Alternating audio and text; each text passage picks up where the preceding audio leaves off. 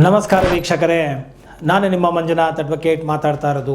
ಇವತ್ತು ದೇಶದ ರಾಜ್ಯದ ಎಲ್ಲ ಪ್ರಜೆಗಳು ಕೂಡ ತಿಳಿದುಕೊಳ್ಳಲೇಬೇಕಾದಂತಹ ಒಂದು ನೂತನ ಕಾಯಿದೆ ಕಾನೂನು ಇವತ್ತು ನಾನು ನಿಮಗೆ ತಿಳಿಸಬೇಕು ಅಂತ ಹೇಳಿ ಬಂದಿದ್ದೇನೆ. ಈ ಒಂದು ಕ್ರಿಮಿನಲ್ ಅಪರಾಧಗಳು, ಸಿವಿಲ್ ಅಪರಾಧಗಳು ಅಂತ ಹೇಳಿ ಈಗಾಗಲೇ ನೀವು ಕೇಳಿರ್ತೀರಾ.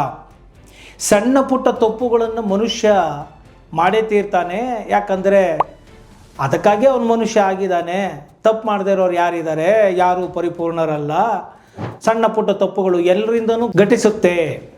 ಆದ್ದರಿಂದ ಈ ಒಂದು ಸಣ್ಣ ಪುಟ್ಟ ತಪ್ಪುಗಳನ್ನೇ ಕ್ರಿಮಿನಲ್ ಅಪರಾಧಗಳಲ್ಲಿ ಸೇರಿಸಿ ಅವರನ್ನು ಕ್ರಿಮಿನಲ್ಗಳ ರೀತಿ ನೋಡ್ತಾ ಇದ್ದರು.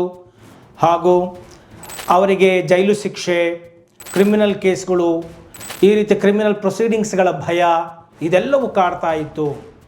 ಆದ್ದರಿಂದ ಈ ಒಂದು ವಿಶ್ವಾಸ ಕಾಯಿದೆ, ನೂತನವಾದಂತಹ ಇಂತಹ ಒಂದು ಕಾಯ್ದೆಯನ್ನು ತರಲಾಗಿದೆ, ಅಂದರೆ ತಿದ್ದುಪಡಿಯನ್ನು ತರಲಾಗಿದೆ. 2023ರಲ್ಲಿಯೇ ಈ ಒಂದು ವಿಧೇಯಕ ಮಂಡನೆ ಆಗಿತ್ತು.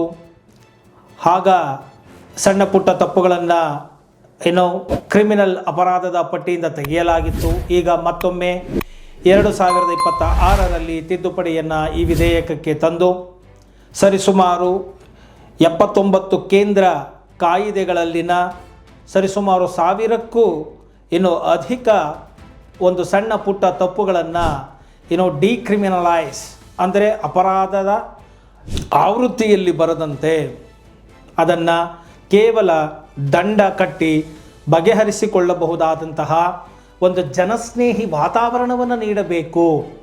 ಜನಗಳು ಎಲ್ಲರೂ ಸಣ್ಣ ಪುಟ್ಟ ತಪ್ಪುಗಳು ಮಾಡ್ತಾರೋರು ಎಲ್ಲರ ಮೇಲೂ FIRಗಳು ಅಥವಾ ಕ್ರಿಮಿನಲ್ಗಳನ್ನಾಗಿ ಮಾಡಿಬಿಟ್ರೆ, ಕ್ರಿಮಿನಲ್ ಅಪರಾಧಗಳನ್ನು ದಾಖಲಿಸಿಬಿಟ್ರೆ ಇದು ಜನಗಳಿಗೂ ಕೂಡ ಜನಸ್ನೇಹಿ ವಾತಾವರಣ ಇರೋದಿಲ್ಲ, ಮುಕ್ತವಾದಂತಹ ಒಂದು ವಾತಾವರಣ ಇರೋದಿಲ್ಲ, ಉಸಿರುಗಟ್ಟಿದ ವಾತಾವರಣ ಇರುತ್ತೆ. ಕೇವಲ ವ್ಯಕ್ತಿಗಳಿಗೂ ಮಾತ್ರ ಅಲ್ಲ, ಸಣ್ಣ ಪುಟ್ಟ ಕಾರ್ಖಾನೆಗಳು, ಅಂದರೆ ನಾವು ಇವಾಗ ಏನು ಕರಿತೀವಿ ಈ ಒಂದು ISME ಇಂಡಸ್ಟ್ರೀಸ್ ಅಂತೇಳಿ ನಾವೇನು ಕರಿತೇವೆ, ಅವ್ರಗಳಿಗೂ ಕೂಡ ತೊಂದರೆ ಆಗುತ್ತೆ. ಒಂದು ಮುಕ್ತವಾದಂತಹ ವಾತಾವರಣ ಇದ್ದಾಗ ವ್ಯಾಪಾರ ವಹಿವಾಟುಗಳು ನಡೆಯುತ್ತೆ, ಜನಗಳು ಸುಲಭವಾಗಿ ನಡ್ಕೊಳ್ಬಹುದು ಅಂತ ಹೇಳಿ ದೈನಂದಿನ ಜೀವನದ ಒಂದು ಸರಳ ರೀತಿಯಾದಂತಹ ಸುಗಮೋಪಾದಿಯಲ್ಲಿ ಜೀವನವನ್ನು ನಡೆಸಲಿಕ್ಕೆ ಸರಳೀಕರಣ ಮತ್ತು ವಿಶ್ವಾಸದ ಬಲವರ್ಧನೆ ಈ ಒಂದು ಅಡಿಯಲ್ಲಿ ಈ ಒಂದು ನೂತನ ಕಾನೂನನ್ನು ತರಲಾಗಿದೆ.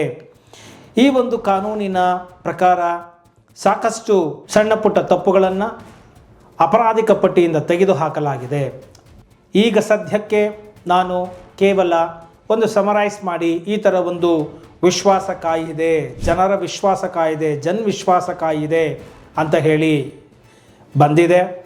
ಅದರಲ್ಲಿ ಸಣ್ಣ ಪುಟ್ಟದಾದಂತಹ ಉದಾಹರಣೆಗೆ ಈ ಒಂದು ಗಡುವು ಮೀರಿದರೂ ಕೂಡ ಫೈಲ್ ಮಾಡದೇ ಇರತಕ್ಕಂಥದ್ದು, ಅಥವಾ ದಾಖಲೆಗಳನ್ನು ಭರ್ತಿ ಮಾಡುವಂತಹ ಸಂದರ್ಭಗಳಲ್ಲಿ ತಪ್ಪುಗಳು ಕೆಲವೊಮ್ಮೆ ಸಣ್ಣ ಪುಟ್ಟ ಆಗಿರುವಂತಹ ಸಂದರ್ಭಗಳು, ಇನ್ನು ಚಿಕಿತ್ಸೆ ಮಾಡುವಂತಹ ಸಂದರ್ಭಗಳಲ್ಲಿ ವೈದ್ಯರಿಂದ ಆಗಿರ್ತಕ್ಕಂತಹ ಸಣ್ಣ ಪುಟ್ಟ ಲೋಪದೋಷಗಳು,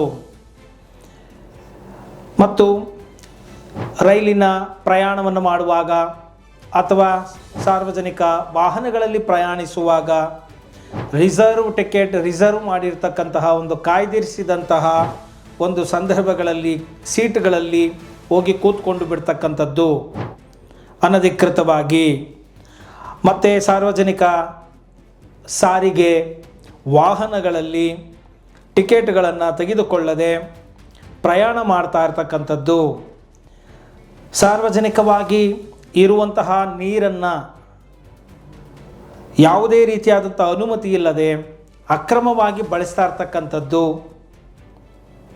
ಮತ್ತು DLನ ಅವಧಿ ಮುಗಿದ ತಕ್ಷಣ ಮೊದಲು ಅದೆಲ್ಲ ಮುಗಿದೋಗ್ತಾ ಇತ್ತು, ಈಗ ಅದು ರಿನ್ಯೂವಲ್ ಮಾಡೋದಕ್ಕೆ 30 ದಿನದ ಗಡುವನ್ನು ನೀಡಿರ್ತಕ್ಕಂಥದ್ದು. ಹೀಗೆ ಹಲವಾರು ಈ ರೀತಿಯಾದಂತಹ ಒಂದು ಸಣ್ಣ ಪುಟ್ಟ ತಪ್ಪುಗಳು ಈಗ ನಾನು ಈಗಾಗಲೇ ಹೇಳಿದ ಹಾಗೆ ಇಂತಹ ಒಂದು ಸಂದರ್ಭಗಳಲ್ಲಿ ಕ್ರಿಮಿನಲ್ ಅಪರಾಧಗಳನ್ನು ಮಾಡಿದ್ದಾರೆ ಅಂತ ಹೇಳಿ ಕ್ರಿಮಿನಲೈಸ್ ಮಾಡಿ ಅವರುಗಳಿಗೆ ತೊಂದರೆಗಳನ್ನು ಕೊಟ್ಟು ಜನಗಳಿಗೂ ಕೂಡ, ಅಥವಾ ಸಣ್ಣ ಪುಟ್ಟ ಫ್ಯಾಕ್ಟ್ರಿಗಳಲ್ಲಿ ಒಂದು ಕಲುಷಿತವಾದದ್ದು ಇನ್ನೇನು ಒಂದು ಸಣ್ಣ ಪುಟ್ಟ ಧೂಳು ಬರ್ತಕ್ಕಂಥದ್ದು ಇನ್ನೇನು ಆದಾಗ ಅವರಿಗೆ ದಂಡಗಳನ್ನು ವಿಧಿಸಿ ವಾರ್ನ್ ಮಾಡಿ ಎಚ್ಚರಿಕೆಯನ್ನು ಮಾಡುವಂಥದ್ದು ಈ ಒಂದು ಕಾಯಿದೆಯ ಮುಖ್ಯ ಉದ್ದೇಶ ಆಗಿದೆ.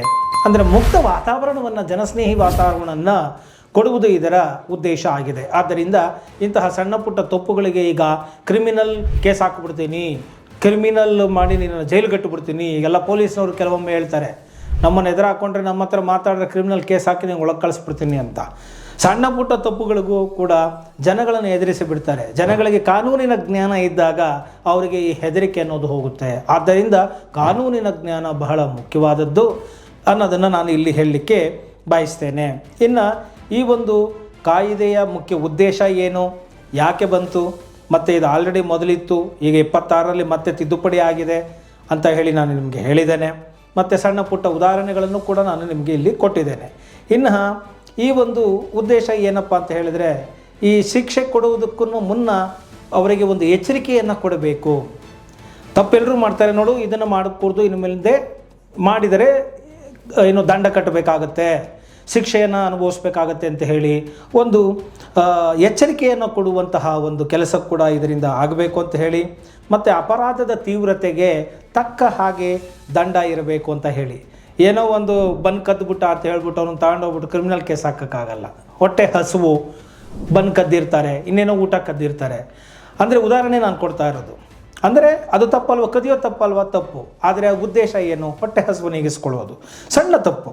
ಈಗ ಮೊನ್ನೆ ನಾವು ಯಾವುದೋ ನೋಡೋದು, ನೆನ್ನೆ ಒಂದು ವಿಡಿಯೋದಲ್ಲಿ ಮಾಡಿ ಹಾಕಿದ್ದೇನೆ. ಕೋವಿಡ್ ಸಂದರ್ಭದಲ್ಲಿ 15 ನಿಮಿಷ ಅಂಗಡಿ ಜಾಸ್ತಿ ಓಪನ್ ಮಾಡಿದ್ದಕ್ಕೆ ಆತನ್ನು ಟಾರ್ಚರ್ ಮಾಡಿ ಹೊಡೆದು ಸಾಯಿಸ್ಬಿಡೋದು, ಇದು ತಪ್ಪಲ್ವಾ? ಅವರ ಮೇಲೆ ಕ್ರಿಮಿನಲ್ ಅಪರಾಧಗಳನ್ನು ಹಾಕಿ ಅವರನ್ನು ಹೊಡೆದು ಸಾಯಿಸಿಬಿಟ್ಟಿದ್ರು. ಆದ್ದರಿಂದ ಈ ರೀತಿಯಾಗಿ ಕಾನೂನಿನ ದುರುಪಯೋಗ ಆಗಬಾರದು. ಸಣ್ಣ ಪುಟ್ಟ ವಿಚಾರಗಳಿಗೆ ನಾಗರಿಕರಿಗೆ ಕಿರಿಕಿರಿಯನ್ನು ಉಂಟು ಮಾಡಬಾರದು. ಇದು ಯಾವುದೋ ಒಂದು ಸರ್ವಶಕ್ತಿಯ ಅಥವಾ ಸರ್ವಾಧಿಕಾರಿಯ ಆಡಳಿತದಲ್ಲಿ ನಮ್ಮ ದೇಶ ಇಲ್ಲ. ಇದು ಪ್ರಜಾಪ್ರಭುತ್ವವಾದಂತಹ ದೇಶ. ಇದರಲ್ಲಿ ಜನಗಳು ಒಂದು ಜನಸ್ನೇಹಿ ವಾತಾವರಣದಲ್ಲಿ ಬದುಕುವಂತಾಗಲಿ ಅಂತ ಹೇಳಿ ಈ ಒಂದು ಅಪರಾಧಕ್ಕೆ ತಕ್ಕ ಹಾಗೆ ಶಿಕ್ಷೆಯನ್ನು ವಿಧಿಸಬೇಕು ಅಥವಾ ದಂಡವನ್ನು ಕೊಡಬೇಕು ಅಂತ ಹೇಳಿ ಈ ಒಂದು ಕಾಯಿದೆಯ ಮುಖ್ಯ ಉದ್ದೇಶ ಆಗಿದೆ. ಇನ್ನು ಅಪರಾಧದ ತೀವ್ರತೆಗೆ ತಕ್ಕ ದಂಡದ ಜೊತೆಗೆ ಈಗ ತ್ವರಿತವಾದಂತಹ ನ್ಯಾಯಯುತ ಇತ್ಯರ್ಥವನ್ನು ಮಾಡುವುದು ಕೂಡ ಇದರ ಒಂದು ಆಶಯ ಆಗಿದೆ.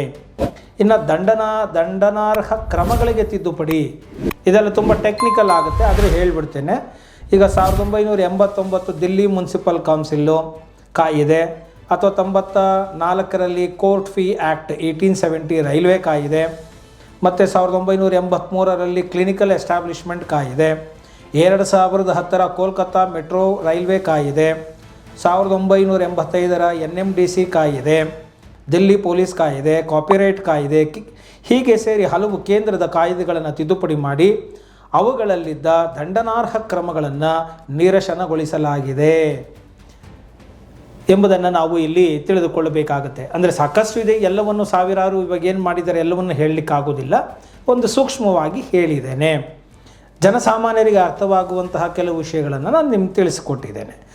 ಇನ್ನು ಉದಾಹರಣೆಯಾಗಿ ನೋಡಿ, ಪ್ರತಿಯೊಬ್ಬ ನಾಗರಿಕರ ಜೀವನ ಹಾಗೂ ವಹಿವಾಟುಗಳನ್ನು ಸುಲಭಗೊಳಿಸುವುದು ಇದರ ಮುಖ್ಯ ಉದ್ದೇಶ ಆಗಿದ್ದು, ದಂಡ ವಿಧಿಸುವ 317 ನಿಬಂಧನೆಗಳು ನಾಗರಿಕ ದಂಡಗಳನ್ನಾಗಿ ಪರಿವರ್ತನೆ ಮಾಡಲಾಗಿದೆ. ಹಾಗೂ ದಂಡ ವಿಧಿಸಬಹುದಾದ 158 ನಿಯಮಗಳು ಸಂಪೂರ್ಣ ರದ್ದಾಗಿದೆ. ಜೈಲು ಶಿಕ್ಷೆ ಮತ್ತು ದಂಡ ವಿಧಿಸಬಹುದಾದ 153 ನಿಯಮಗಳು ನಾಗರಿಕ ದಂಡಗಳಾಗಿ ಪರಿವರ್ತನೆಯಾಗಿದೆ. ಇನ್ನು 57 ನಿಯಮಗಳಲ್ಲಿ ಜೈಲು ಹಾಗೂ ದಂಡ ಶಿಕ್ಷೆ ಅಂಶಗಳ ನಿರಸನ ಆಗಿದೆ. 63 ನಿಯಮಗಳಲ್ಲಿ ಮೊದಲ ಬಾರಿಗೆ ತಪ್ಪೆಸಗಿದವರಿಗೆ ಎಚ್ಚರಿಕೆಯ ನೋಟಿಸನ್ನು ನೀಡಲಾಗುತ್ತದೆ. ಇನ್ನು 17 ನಿಯಮಗಳಲ್ಲಿ ಜೈಲು ಶಿಕ್ಷೆ ಅವಧಿ ಇಳಿಕೆಯಾಗಿದೆ. 29 ನಿಬಂಧನೆಗಳಲ್ಲಿ ಜೈಲು ಶಿಕ್ಷೆ ರದ್ದಾಗಿದೆ. ಹೀಗೆ ಹಲವಾರು ನಿಯಮಗಳಲ್ಲಿ ಸಡಿಲವನ್ನು ಮಾಡಲಾಗಿದೆ ಜನಸ್ನೇಹಿ ವಾತಾವರಣಕ್ಕಾಗಿ. ಸೊ ಇದರದ್ದು ಇನ್ನು ಡೀಟೇಲ್ನ ನೋಡಬೇಕು ಅಂದರೆ ನೀವು ಆ್ಯಕ್ಟಿಗೆ ಹೋಗಿ ನೋಡಬಹುದು, ಯಾವ್ಯಾವುದನ್ನು ಬದಲಾವಣೆ ಆಗಿದೆ ಅಂತ ಹೇಳಿ ನೋಡಿ. ಸೊ ಈ ಒಂದು ಅಪ್ಡೇಷನ್ನು ನಿಮಗೆ ಇಷ್ಟ ಆಗಿದ್ದೆ ಅದರಲ್ಲಿ ಮರೆಯದ ಹಾಗೆ ಲೈಕ್ ಕೊಡಿ, ಇತರರಿಗೂ ಕೂಡ ಶೇರ್ ಮಾಡಿ, ಮರೆಯದೆ ಕಾಮೆಂಟ್ ಮಾಡಿ ಅಂತ ಹೇಳ್ತಾ ಈ ಒಂದು ವಿಡಿಯೋನ ಇಲ್ಲಿಗೆ ಮುಗಿಸ್ತಾ ಇದ್ದೀನಿ. ಜೈ ಹಿಂದ್, ಜೈ ಕರ್ನಾಟಕ ಮಾತೆ.